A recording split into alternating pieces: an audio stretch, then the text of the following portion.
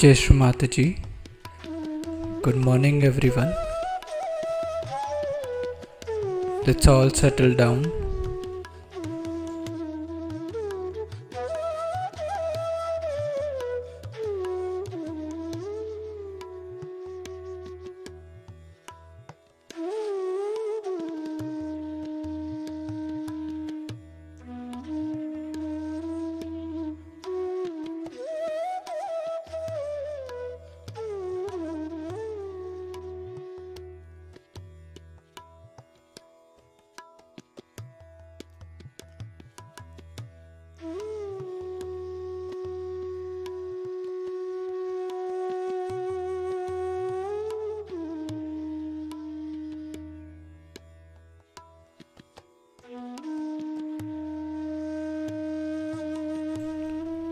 Let's all bow down to Shri Mataji, raise our Mother Kundalini and put Bandhan.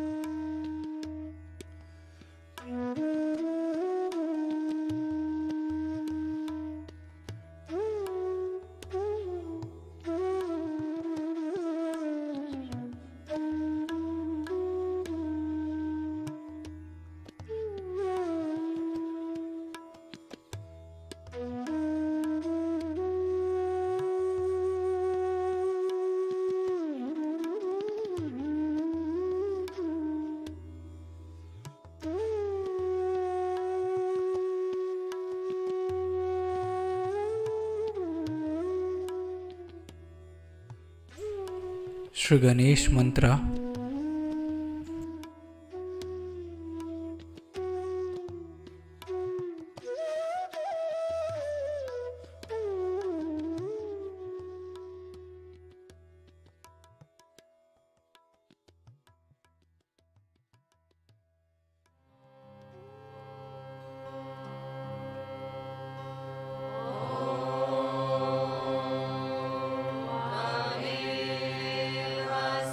Shall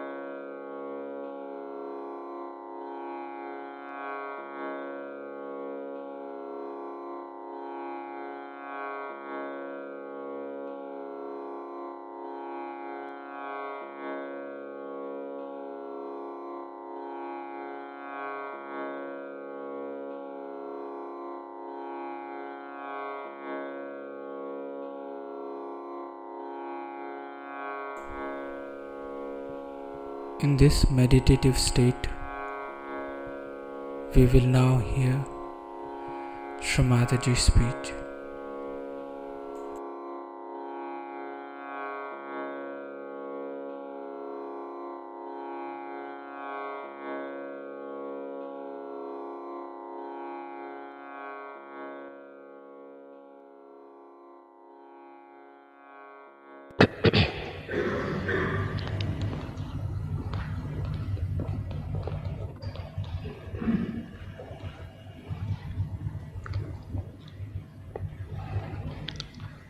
I bow to all the seekers of truth.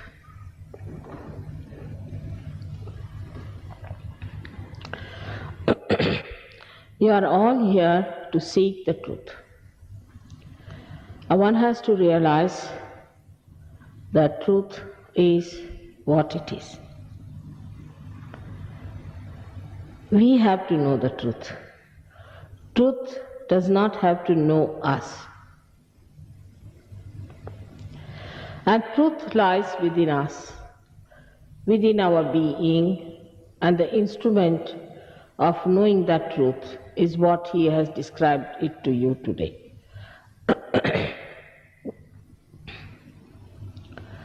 Now, if you have got your eyes, you can see clearly that this is a white color. You don't have to pay to your eyes for that. That's the truth. You all see the same thing. If you are passing through a dirty lane, it's obnoxious. And you know it's a dirty lane you are passing through. But a dog does not know that truth. A horse does not know. They can all pass through that without feeling anything about it. So you are at a higher level than all the animals put together. All the living things that you see, you are at a higher place. So, what is the purpose of our being human beings? The only purpose is to know the truth. Many people say that truth is love and love is truth. People don't understand. At human level, it's a very elusive, deceiving sentence. Maybe love may not be the truth, truth may not be love.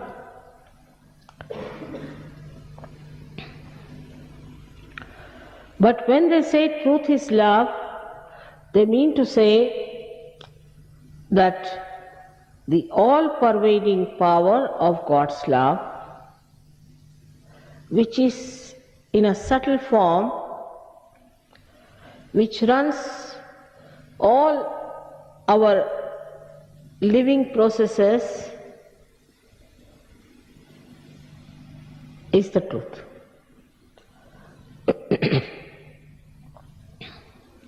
All of them, all the great scriptures have described that all-pervading power of God exists. You have never felt it. So, you should keep your minds open about it. Not to close your minds, it's unscientific, I think, to close your minds. And if there is something existing like that, why should we not know it? It is our birthright to know about that truth which pervades all over. Scientifically, it is said that we have evolved from amoeba stage. Why have we evolved from amoeba stage to human stage? And have we reached our last stage? Have we reached our absolute stage?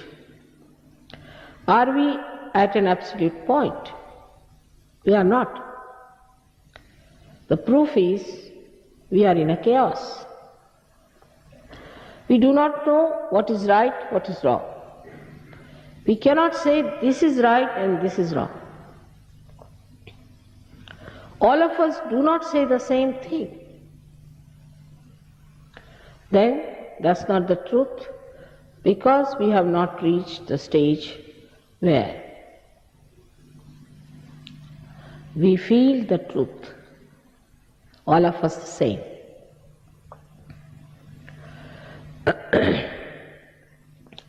But our idea of truth is very different. I have already told you it's not an idea. Truth is what it is. It's the existence of truth. So some people think that truth is in belonging to certain faiths or believing into certain groups or into some fanaticism, or could be some sort of a false guru who does not know the truth itself. But one should know one thing for definite, that if we have to evolve, it has to be done through some living process. And the living process cannot be explained, but can be experienced. Now, in the human body, anything foreign that goes is thrown out. But when a lady conceives, that foreign body is nourished, nurtured, and thrown out at a right point. Nobody can explain how it happens. It can be explained what is the mechanism that works it out. In the same way, one can explain the mechanism that works out your rebirth. Where you know the truth, and the truth dawns upon you that you are the Spirit. You are the reflector of God. This is the truth. You have to know.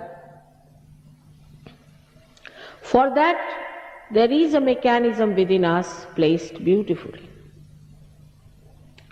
Of course, doctors may not know about it for the time being. They know a little bit. There's the parasympathetic nervous system, they call it, about which they don't know much.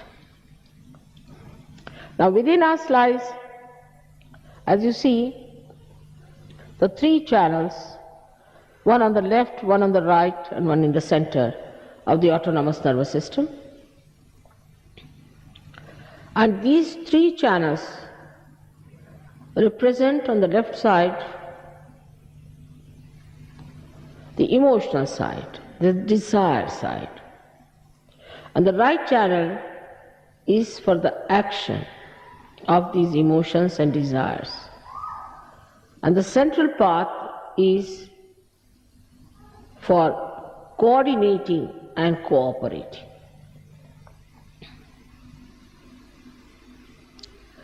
All the problems that human beings have are caused by their imbalances. Very simple thing it is. If you go to the roots of everything, this is the knowledge of the roots, of our roots. They are very simple problems. Because when you have imbalances, when you go too much to the left or too much to the right, you create imbalances. And these imbalances cause physical, mental, emotional, spiritual problems. Of course, there could be also psychosomatic, both combined, like emotional combined with physical also. But the simple thing is that you go into an extreme. In anything, the human nature is such that we must go to the extremes. Like one gentleman used to smoke a lot. When I started coughing, it was a no smoking zone. I requested the gentleman, "Sir, if you don't mind, I have to give a speech in the evening, can you stop smoking?" I said, "No, I can't." I kept quiet. So he has a double problem.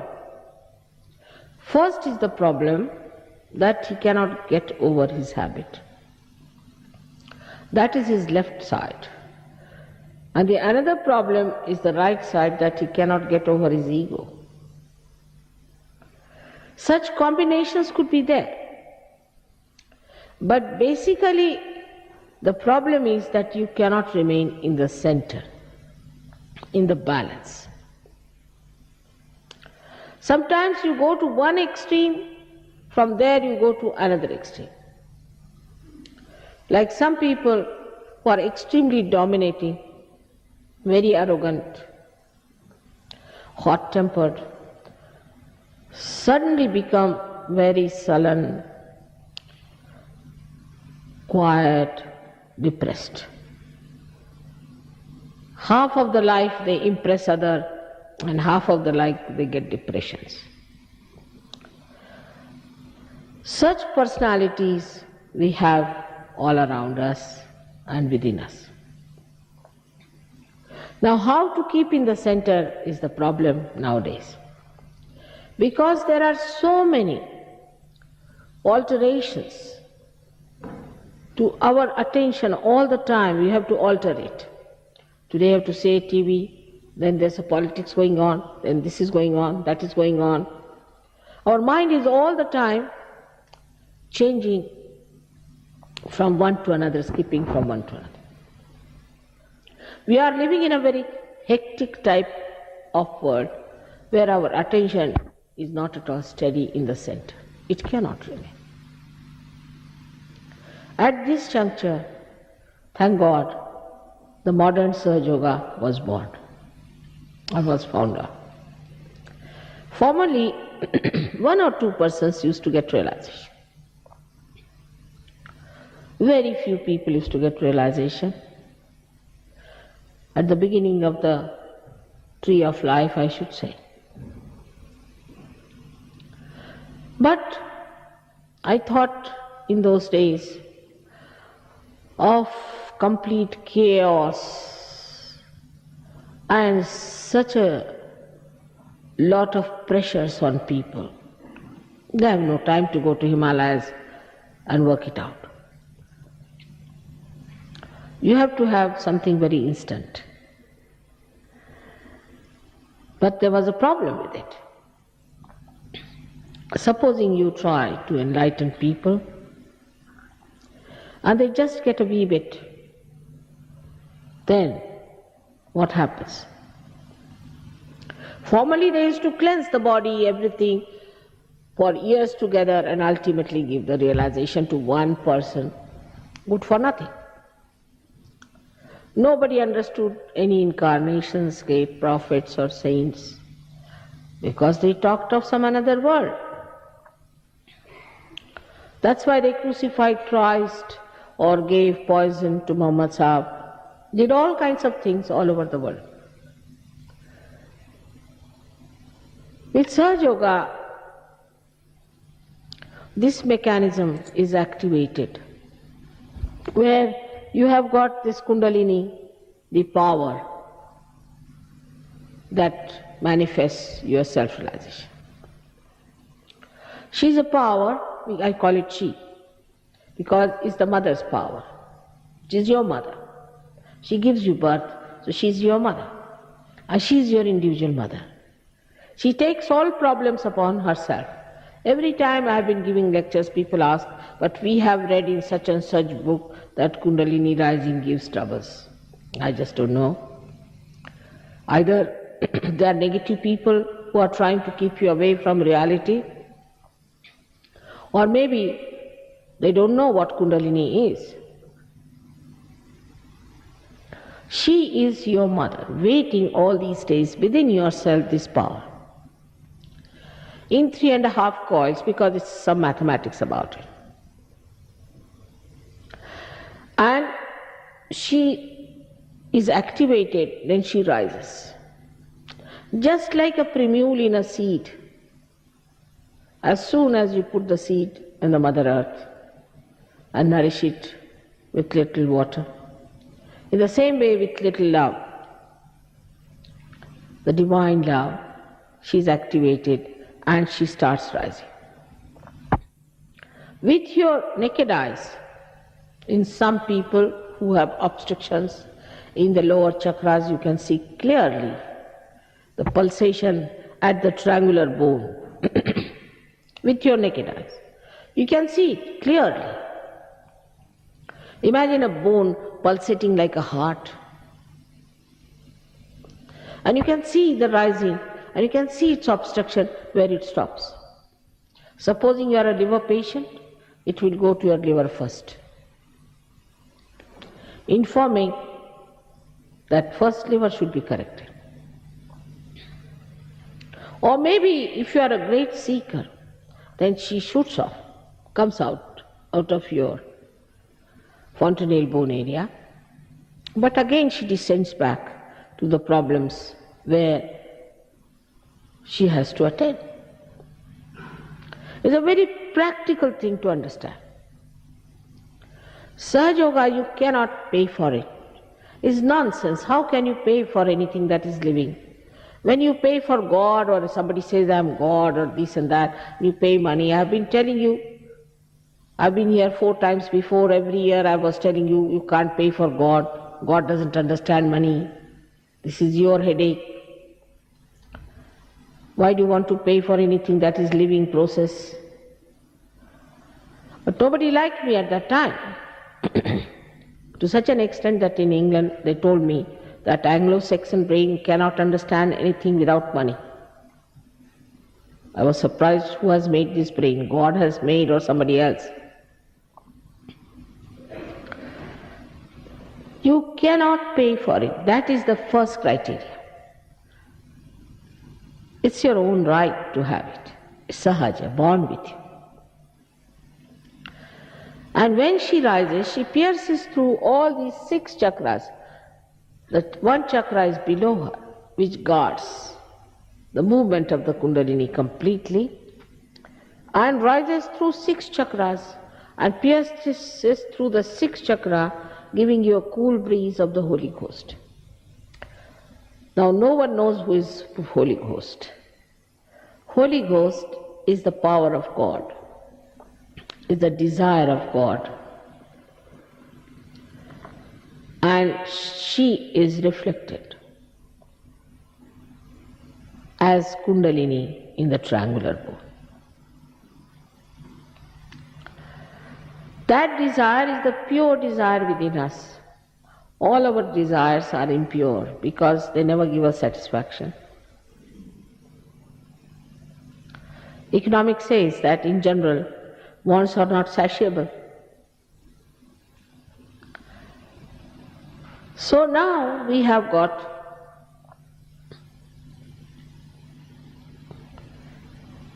the knowledge about the mechanism, but it must work.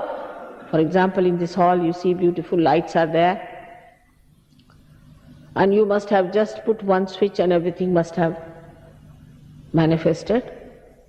But there's a mechanism behind it, a history behind it.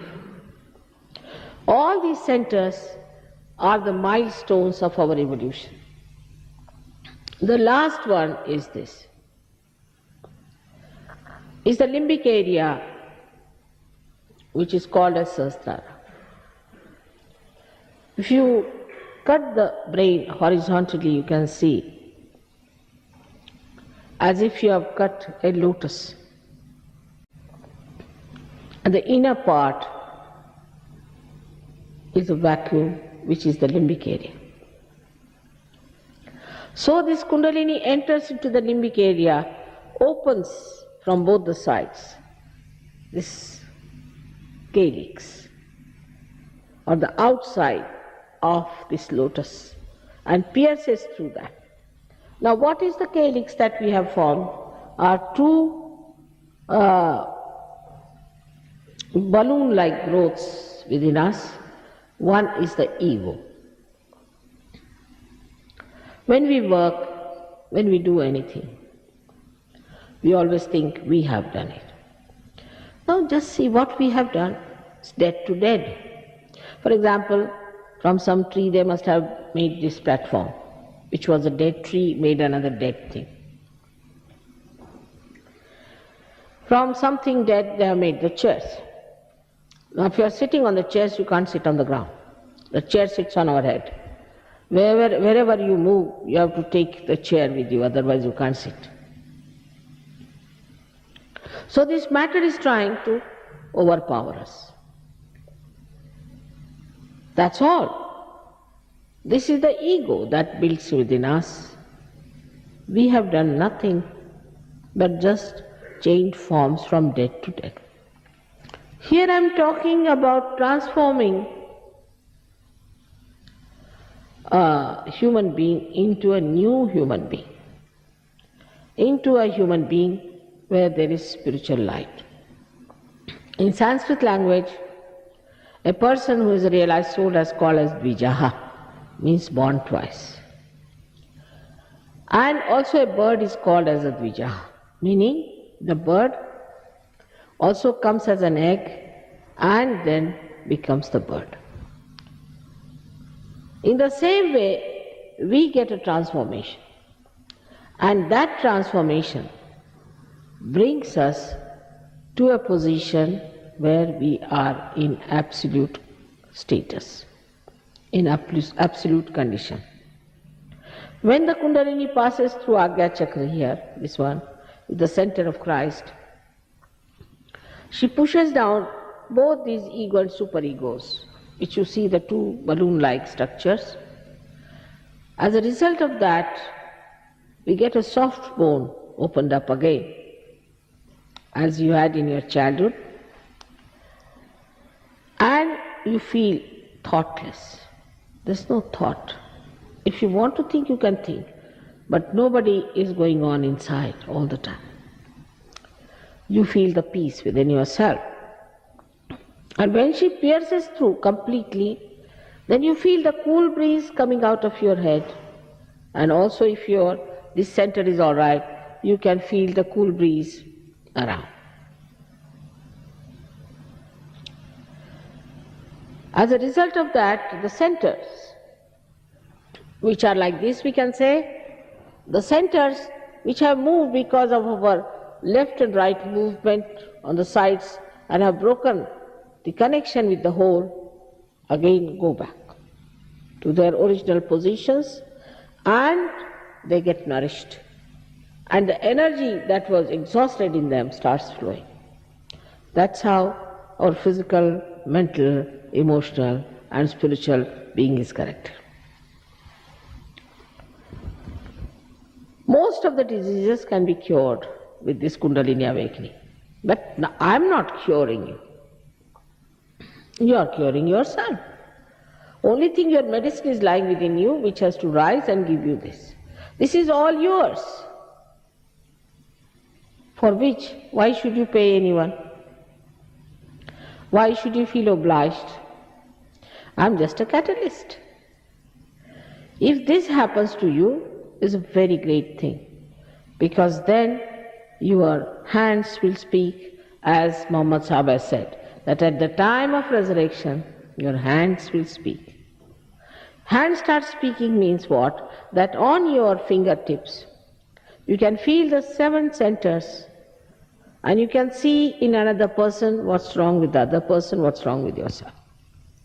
Now only if you know what is the decoding is and how to cure a particular center, finished. Don't have to do anything else but this much. Of course, in some people who are mentally, physically, emotionally, especially spiritually, are sick, it takes little time to settle down. Though you might get your realization today, but the Kundalini has to be brought back and to be settled there. Like a little sapling, you have to look after it in the beginning.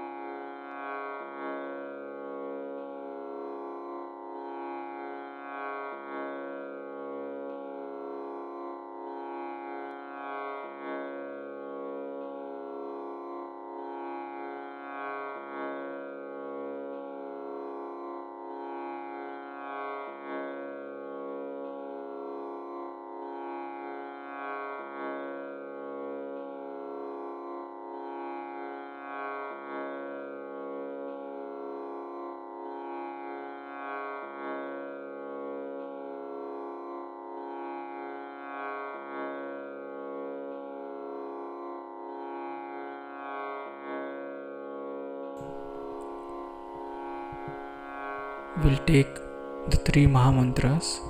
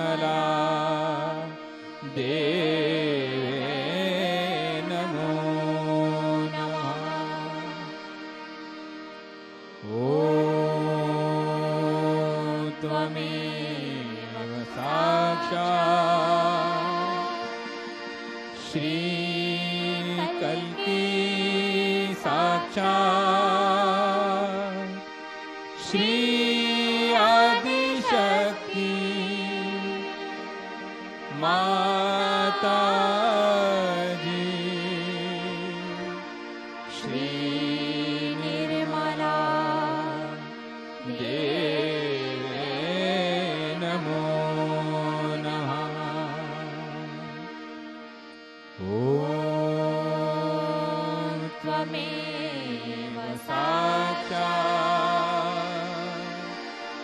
श्रीकल्की साक्षात् श्रीसहस्रार स्वामिनी मोक्षप्रदायिनी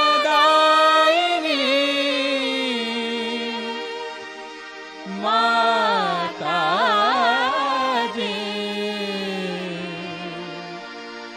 श्रीनिर्मला देवे नमो नमः। श्रीनिर्मला देवे नमो नमः। श्रीनिर्मला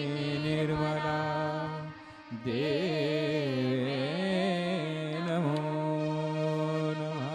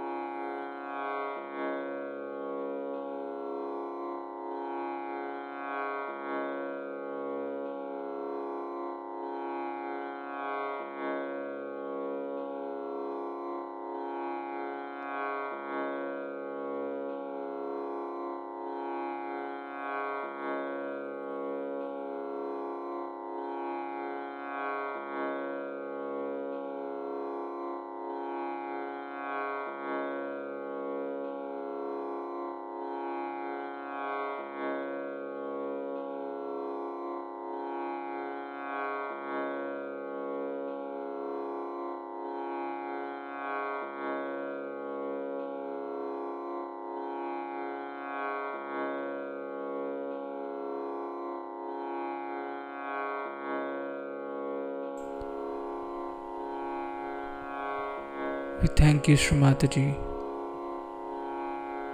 for this beautiful collective morning meditation.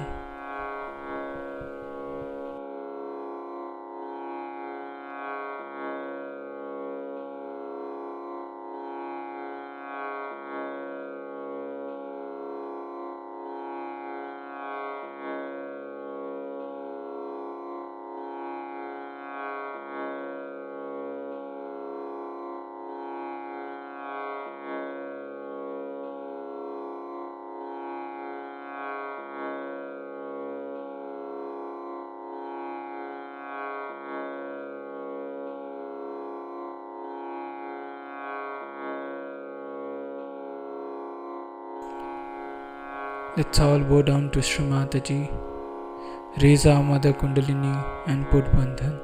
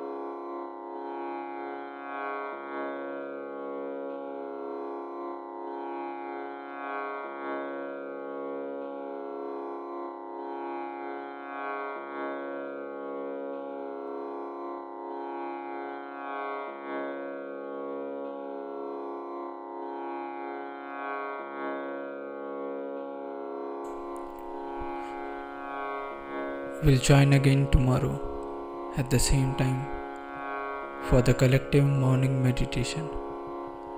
Jai Shri Mataji.